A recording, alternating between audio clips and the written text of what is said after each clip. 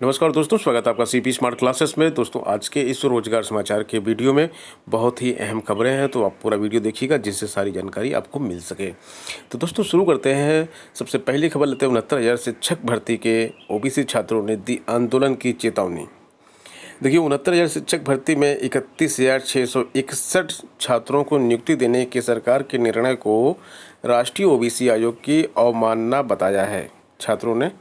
और इसके बारे में कल भी आपको बता चुका हूँ कि छात्रों में आक्रोश है और इसको सरकार के लिए इस भर्ती को पूरा करना इतना आसान नहीं है। 31,661 लोगों को नियुक्त करना सरकार के लिए एक टेढ़ी खीर साबित होगी और इसके लिए जो प्रायोजन किए जा रहे हैं उसके बारे में मैंने कल शाम को आपको अपडेट कर दिया था।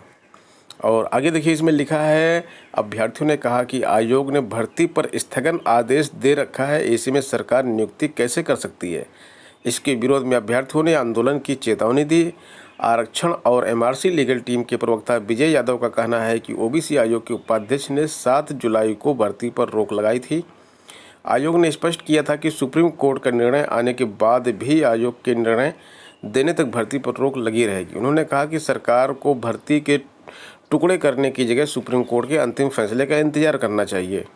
उधर बेसिक शिक्षा विभाग की ओर से मुख्य सचिव रेणुका कुमार का कहना है कि आयोग को भर्ती में ओबीसी वर्ग को दिए गए आरक्षण की वस्तुस्थिति से अवगत करा दिया गया है। साथ ही सर्वोच्च न्यायालय के आदेश को भी जानकारी आयोग को दे दी गई है। विभाग सर्वोच्च न्यायालय के आदेश से ही नियुक्ति कर रहा है।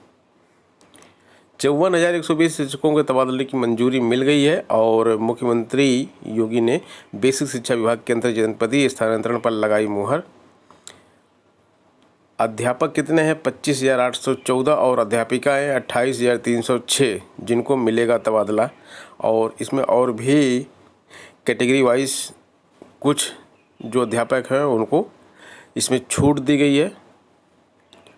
और अंतर जनपदीय तबादलों के लिए सहायक अध्यापक विद्यालयों में सहायक अध्यापक के 28,268 और प्रधानाध्यापक के 453 पद रिक्त थे। वहीं उच्च प्राथमिक विद्यालयों में सहायक अध्यापकों के 14,379 और प्रधानाध्यापक के 816 पद रिक्त थे, यानी कि तबादले के लिए कुल 43,916 पद रिक्त थे, जबकि 54,120 शिक्षकों के तबादले किए जाएंगे। और यहाँ पर भी देखिए, यहाँ पे साफ साफ और लिखा हुआ है कि ओबीसी आयोग के निर्णय के खिलाफ भर्ती पर आंदोलन की चेतावनी दी गई है। तो यहाँ पे भी वही सारी चीज़ें लिखी जो मैं भी आपको बता चुका हूँ। इसी के साथ साथ 31,661 शिक्षकों को सीएम देंगे नियुक्ति पत्र। यह खबर कल सोशल मीडिया में काफ़ी सुर्खियों में रही। जो घोषणा की गई थी, टीवी पर भी न्यूज आया था इसका, और इसकी घोषणा के बाद काफ़ी सुर्खियों में थी ये न्यूज। 50 से ऊपर के भ्रष्ट व असक्षम पुलिस वालों की होगी छुट्टी। देखिए, अभी जब छात्र आंदोलन कर रहे थे तो यह भी उप मुख्यमंत्री की तरफ से बयान आया था कि 50 साल के ऊपर कोई भी जबरन रिटायरमेंट नहीं हो रहा है, प्रदेश में ऐसा कोई रूल नहीं है।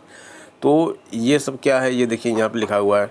और अब स्टेटमेंट ये दिया जाएगा कि भ्रष्ट और असक्षम जो पुलिस वाले हैं उनकी छुट्टी की जा रही है। तो जो भ्रष्ट और असक्षम की बात हो रही है, तो 50 के ऊपर की चीज़ कहाँ से यहाँ पे आ गई। अगर भ्रष्ट जो भी है वो 25 साल का भी है, अगर वो भ्रष्ट है और असक्षम है तो उसको भी आप उसकी भी छुट्टी कर सकते हैं। 30 साल वाले की भी छुट्टी कर सकते हैं। और इसमें किसी भी प्रकार की कोताही नहीं होनी चाहिए। लेकिन जब नियम आपको 50 के ऊपर जबरन रिटायर करना है तो आप 50 की लिस्ट ही लेंगे। और सेंट्रल गवर्नमेंट में तो यह प्रक्रिया शुरू भी कर दी गई है।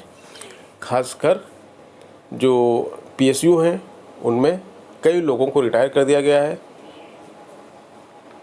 उसके बारे में आप देख सकते हैं, किसी भी न्यूज़ चैनल में वो चीज़ नहीं आएगी और ना ही कहीं और दिखाया जाएगा। मैं आपको शाम को दिखाऊंगा कि किन किन लोगों को किन किन पब्लिक सेक्टर में रिटायर किया गया, लेटर के साथ दिखाऊंगा, पूरे प्रूफ के साथ।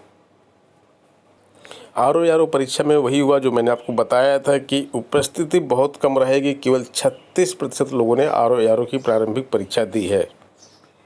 और उपस्थिति में भी जो 36% उपस्थित थे उसमें से भी प्रयागराज में ही सबसे ज़्यादा छात्र उपस्थित रहे, क्योंकि प्रयागराज में बहुत सारे छात्र पढ़ने वाले वहाँ पर रहते हैं, इसलिए वहाँ पर उपस्थित थे।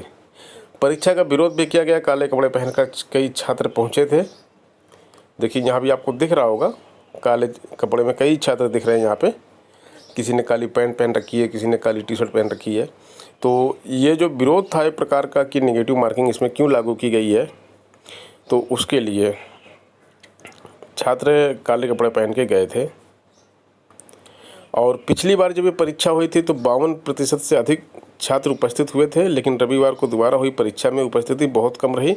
माना जा रहा है कि इस बार कोविड-19 के कारण उपस्थिति कम रही। कोविड-19 के कारण तो उपस्थिति कम थी। एक कारण और भी मैंने बताया कि 2-3 बड़ी परीक्षाएं हुई हैं जिसमें बहुत सारे छात्र सफल हो गए हैं और वो इस बार परीक्षा में नहीं बैठे हैं। और जब आप 2 साल के बाद कोई परीक्षा करवाते हो तो वैसे भी उपस्थिति कम हो जाती है, क्योंकि छात्र कहीं ना कहीं सेटल हो चुके होते हैं। इस परीक्षा में यूपी से जुड़े सवाल पूछे गए, काफ़ी ज़्यादा मात्रा में पूछे गए। संतुलित पेपर था। दिल्ली के किस स्कूल में गई थी ट्रम्प की बेटी, यह सवाल भी पूछा गया। और इसके साथ साथ कई अन्य सवालों ने छात्रों को उलझा दिया था। जैसे 2020 में पद्म विभूषण कितने लोगों को मरणोपरांत दिया गया, जनवरी 2020 में पद्मश्री किस अभिनेत्री को दिया गया, जनवरी 2020 में नौसेना का ऑपरेशन वनीला किससे संबंधित था, संयुक्त सैन्य प्रशिक्षण अभियान अजय वॉरियर 2020 किन 2 देशों के बीच संपन्न हुआ। तो ये सारे प्रश्न जो हैं लोगों को परेशान करने वाले थे।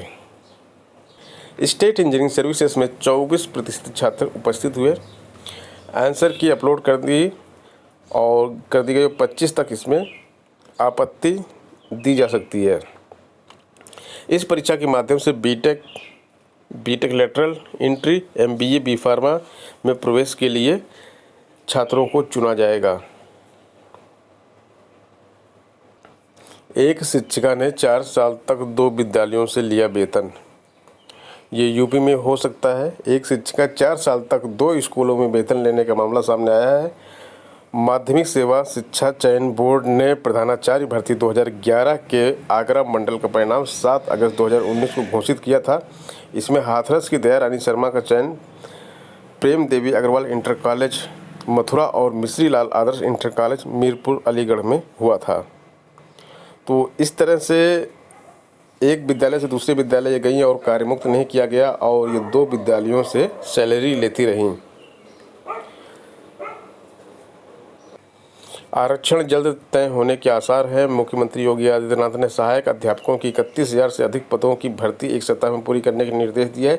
शासन में फंसी क्षैतिज आरक्षण की फाइल निस्तारित करने के लिए उच्च शिक्षा निदेशक ने शासन को पत्र भेजा। आरक्षण तय होते ही सैकड़ों पदों की भर्ती निकाली जाएगी।